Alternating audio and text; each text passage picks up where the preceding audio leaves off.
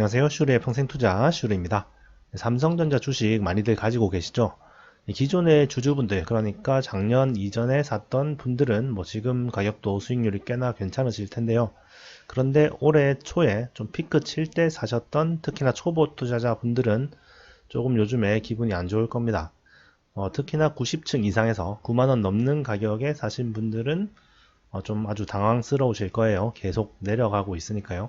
분명히 우리나라 최고의 회사고 또 앞으로 업황도 좋고 반도체가 좋다고 해서 무조건 올라갈 거다 해서 샀는데, 그런데 계속 좀 떨어지고 있고 하니까 뭔가 확신도 흔들리고 뭔가 좀 악재나 이런 뉴스 같은 것들도 막 들리고 이러니까 좀 불안하실 것 같아요.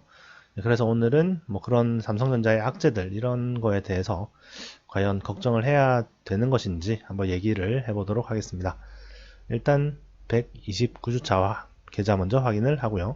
먼저 저축은행 계좌 지금까지 1,500만원 저금해서 지금 1,503만 3천원 정도 되고요.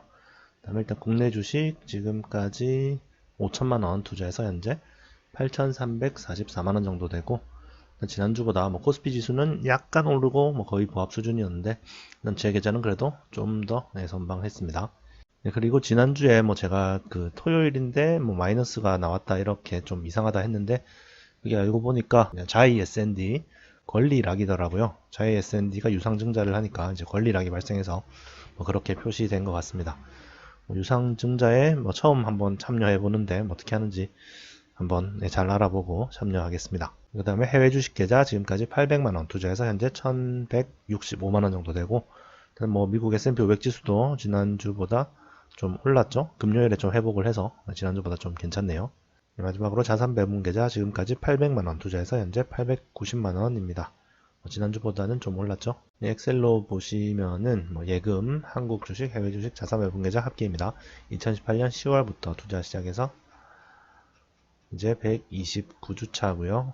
저축 계좌 1,500만원 투자해서 현재 1,503만 3,609원, 한국 주식 5천만원 투자해서 현재 8,344만 9,787원, 해외 주식 800만원 투자해서 현재 1165만 1023원, 자산 배분 계좌 800만원 투자해서 현재 890만 435원, 총 합계가 8,100만원 투자해서 현재 1억 1,903만 4,854원이고 예상 배당금이 한 169만원 정도 되네요. 그래프를 보시면 일단 지난주보다 또 좀 올라가서 일단 총 금액상으로는 또 사상 최고치를 기록했습니다. 물론 금액이 추가돼서 그런 거죠. 아까 말씀드린 대로 삼성전자 90층 이상에 갇히신 초보 투자자분들은 좀 불안하실 건데요. 이것저것 안 좋은 소식도 들리고 하니까 불안하실 건데, 오늘은 그래서 삼성전자의 좀 악재 부분에 대해서 한번 얘기를 해보려고 합니다. 먼저 이런 기사가 있죠. 미국 마이크론에 역전당한 한국 반도체, 이대로 가다간 추격자 전락. 삼성전자의 초격차 전략이랑 라임을 맞춰서 이렇게 기자가 한 것 같은데요. 어쨌든 이 마이크론에 역전당한 한국 반도체 무슨 말이냐? 마이크론이 작년에 176단 낸드를 최초로 양산했다고 합니다. 그래서 이 기술력에서도 삼성이 뒤진 거 아니냐, 초격차 전략이 아니라 추격자가 된 거 아니냐, 이런 기사인데요. 거기다가 하이닉스까지도 이제 176단 낸드를 쌓았다고 하죠. 삼성전자는 아직 176단 낸드가 나오지 않았어요. 그래서 좀 삼성전자 위기가 아니냐 이런 얘기가 많이 나옵니다. 하지만 실제로는 아직까지 그렇게 걱정할 필요는 없다는 겁니다.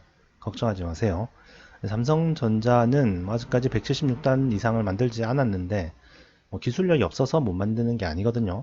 여기 기사를 살펴보시면은 마이크론과 SK 하이닉스가 176단 낸드 개발에 성공했는데 이거는 더블 스택을 이용을 한 거예요. 저도 자세한 기술은 모르지만 어쨌든 이런 96단 위에 80단을 더 얻는 식으로 해서 더블 스택, 그러니까 하여튼 두 번 쌓아서 이렇게 만드는 거예요. 176단을. 그런데 삼성전자는 지금까지 이제 128단을 싱글 스택 한 번에 그냥 쌓을 수 있는 거죠. 이게 시간과 비용 측면에서 이제 한 번에 쌓는 거랑 두 번에 걸쳐서 쌓는 거랑 엄청 차이가 난다고 합니다. 한 번에 쌓는 게 훨씬 더 이렇게 제작비를 이제 줄일 수가 있는 거죠. 그래서 솔직히 이제 낸드 플래시에서 제대로 돈을 벌고 있는 회사는 거의 삼성전자가 유일하거든요. 다른 회사들은 낸드를 하긴 하지만 거의 돈을 못 벌거나 적자인 곳도 있고 그렇단 말이죠. 그래서 삼성전자가 만약에 더블 스택으로 쌓을 경우에는 뭐 한 256단까지도 충분히 이제 쌓을 수가 있게 되는 거죠. 그래서 어떤 기술 경쟁이나 이런 거에서 삼성전자가 아직까지는 전혀 뒤질 일은 없다고 생각하시면 될 것 같고요. 그 다음에 뭐 이런 뉴스도 있죠. 뭐 인텔이 돌아왔다, 파운드리 역습, 삼성전자 시험대, 뭐 이런 뉴스, 뭐 삼성전자 위협하는 인텔, 파운드리 업계 3강구도 재편, 뭐 이런 식으로 삼성전자가 지금 이제 2위 업체죠. TSMC에 이어서 파운드리 2위 업체인데 인텔이 파운드리를 한다고 이렇게 대규모 투자를 뭐 한다고 하죠. 그래서 삼성전자에 위협이 되는 거 아니냐 뭐 이런 얘기도 있는데, 그런데 사실은 뭐 아직까지는 전혀 걱정할 만한 건 아니죠. 인텔은 사실 뭐 자기들 거도 제대로 못 만들어서 뭐 7나노도 제대로 못 만들어서 뭐 딴 데 맡기고 막 이렇게 했는데, 그런데 파운드리를 뭐 지금부터 시작해서 따라잡을 거다, 이런 거는 사실 좀 쉽지 않은 일이죠. 여기 뉴스에 봐도 뭐 이렇게 14나노 수준으로 지금 인텔은 하고 있는데, 삼성전자나 TSMC는 뭐 이제 5나노까지도 뭐 양산에 들어갔는데 3나노도 개발하고 있고요. 그런데 인텔은 뭐 7나노도 제대로 이제 못하고 있는 건데 뭐 언제 따라잡겠냐 뭐 이런 얘기입니다. 그래서 아직까지는 뭐 한 5년 이상은 뭐 여유가 충분히 있다고 생각을 하고요. 인텔이 과연 뭐 따라잡을 수 있을지는 의문입니다. 그래서 크게 걱정하실 필요는 없을 것 같아요. 그러면 왜 이런 삼성전자 위기다 뭐 이런 뉴스들이 나오는 것인가? 일단 뭐 제 생각으로는 꼭 이런 뉴스들을 보면은 뭐 정부 지원은 미국 5분의 1이다 뭐 이런 뉴스들이 많아요. 그러니까 정부는 뭐 하냐, 삼성전자 밀어줘야지 뭐 이런 얘기를 하는데, 아무래도 좀 이재용 부회장을 좋아하시는 팬분들이 뭔가 이제 여론을 총수를 감옥에 넣어 놓으면 안 된다, 좀 풀어주자 이런 식으로 좀 여론을 선동하기 위해서, 뭐 선동은 아니고 어쨌든 그런 식으로 이재용 부회장님을 아주 좋아하는 분들이 여론을 돌리기 위해서 좀 이런 뭐 기사나 댓글이나 이렇게 나오고 있지 않나. 삼성전자는 잘 돌아가고 있는데도 말이죠.